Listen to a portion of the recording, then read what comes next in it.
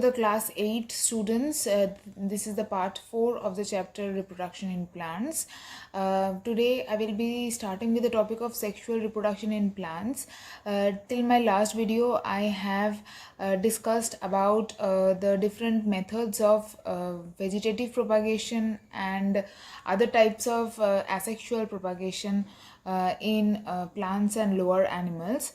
Lower plants or plants and lower organisms. Okay, asexual part of reproduction we have more or less covered. Now it's time to discuss about the sexual reproduction in plants. So we already know that sexual reproduction is a common method of reproduction in flowering plants, and flowers are the reproductive parts of a plant which take part in the process of reproduction, and seeds are produced as a result of this sexual reproduction in plants, which then germinate and grow into new plants. So before going into the details of how reproduction in plants, flowering plants take place, we first have to know the structure of a flower, so that we can get to understand which part of a flower has what function.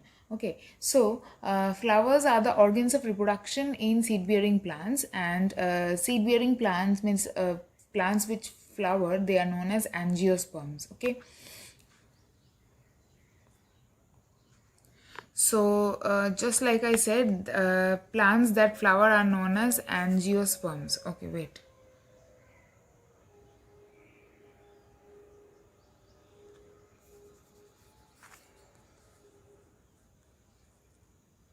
So these are the names of the flower that help in sexual reproduction. Okay, that are seed bearing plants. Okay, so now a flower contains male and female gametes, just like in other organisms who reproduce sexually. They contain a male gamete and a female gamete. In case of human beings, the male gamete is known as sperm and the female gamete is known as ovum. Similarly, in case of flower also, there is a separate male gamete and a separate female gamete which will unite together to form the seed. Okay, the function of flowers is to form seeds. Seeds can germinate and then develop into new plants. Flowers differ in their size, shape and color, yet most of them have a common structure. So we have seen different kinds of flowers with different shape, size, color, scent, etc. But the basic structure, the basic parts of a flower remain same in all the flowers. Okay, most flowers have four whorls. Okay, four whorls, or you can also call whorls as the different parts of a flower, which are arranged in a definite order on a fleshy base. This is the fleshy base of a flower, which is known as receptacle, as you can see here, receptacle or thalamus. So the receptacle or the thalamus is the fleshy base of a flower on which the other parts of the flower are arranged in a particular order. Now these four whorls, as I said, are the calyx, corolla, I will write it here, calyx, corolla, androecium and gynoecium. Okay, so calyx, corolla, androecium and gynoecium. So what are these? The outer two whorls comprise of the calyx and the corolla. So in this picture you will not get to see the name calyx and corolla because they are the group names. Okay, so the calyx consists of all the sepals. So this is number 1 sepal, this is number 2 sepal. On the other side you will find other 2 sepals. Okay, so all the sepals togetherly form the, what do they form? They form the calyx. Okay, and and you can also see the petals here. One petal, petal number 2, petal number 3. Okay, there are few more petals on the other side which we cannot see in this picture. So all the petals together form the corolla. So calyx and corolla, these are the outer two whorls, and they do not directly take part in the process of reproduction. They are just accessory organs of reproduction and help they help in the process of reproduction, do not take directly part in reproduction. How do they help?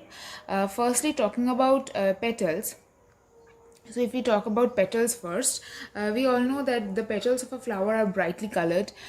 So brightly colored petals, and they also have nice sweet scents. They will attract, this bright color and sweet scent will attract insects for pollination. We all know that pollination means the transfer of pollen grains from one flower to the other. So the more the insects will be attracted to the flowers, the more chance of pollination will be there. Okay, so this is how petals help or have an indirect role in the process of reproduction. And the function of sepal is that they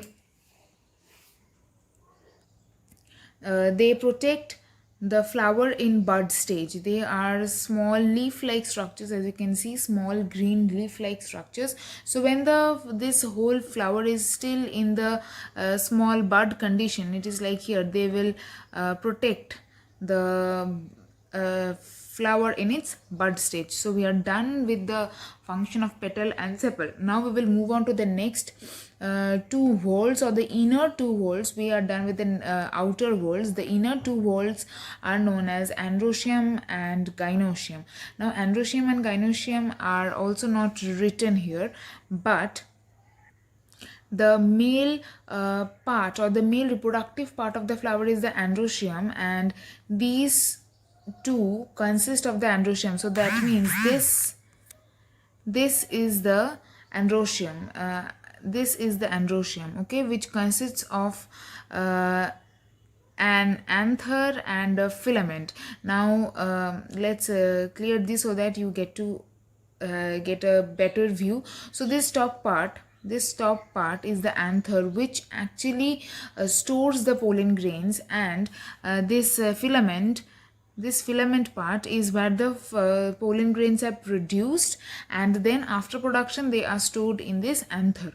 Okay, so this anther and filament produce the male reproductive part of the flower, which is also known as androecium. Or the other name is stamen. Okay, androecium or stamen, which is the male reproductive part of a flower, and it consists of a stalk-like structure which is known as the filament, and a small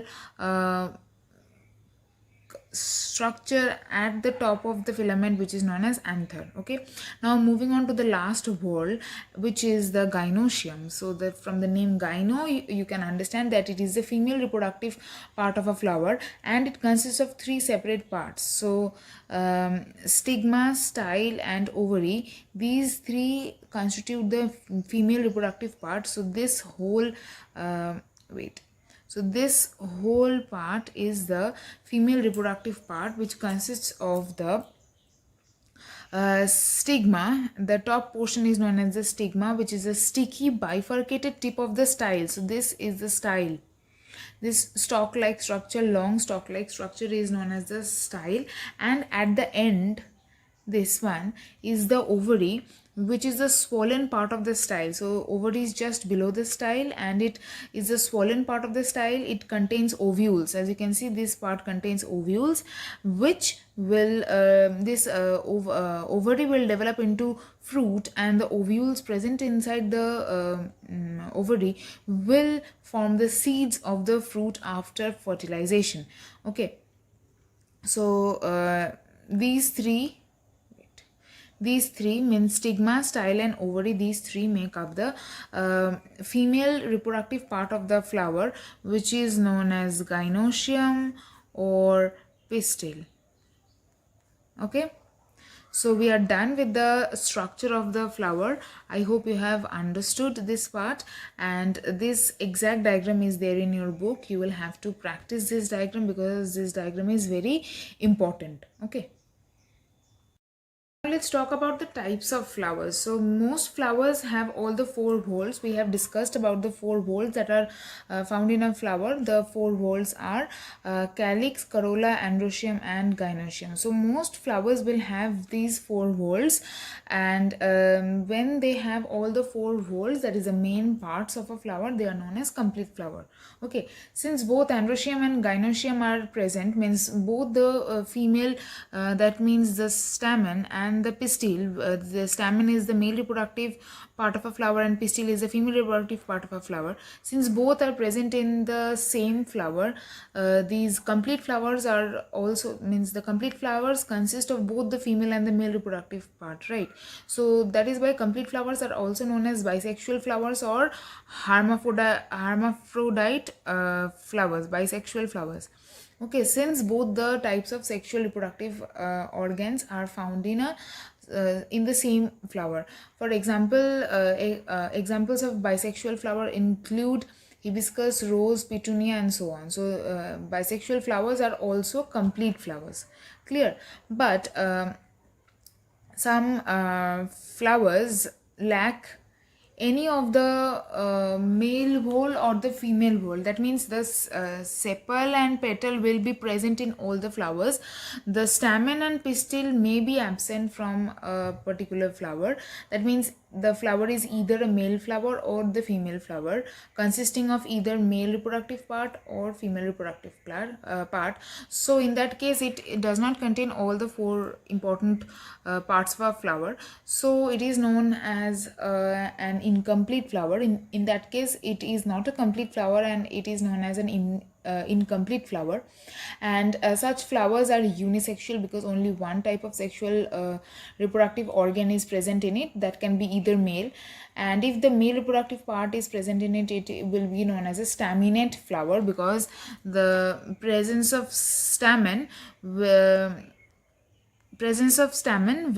be, since stamen is present in that flower, it will be known as staminate flower. And if the pistil, that is the female reproductive part, is present in it, it will be known as a pistillate flower. Okay, so apart from this, some flowers do not contain any of these two. Okay, do not contain the male reproductive part nor the female reproductive part, and in that case the flower is known as a neutral flower.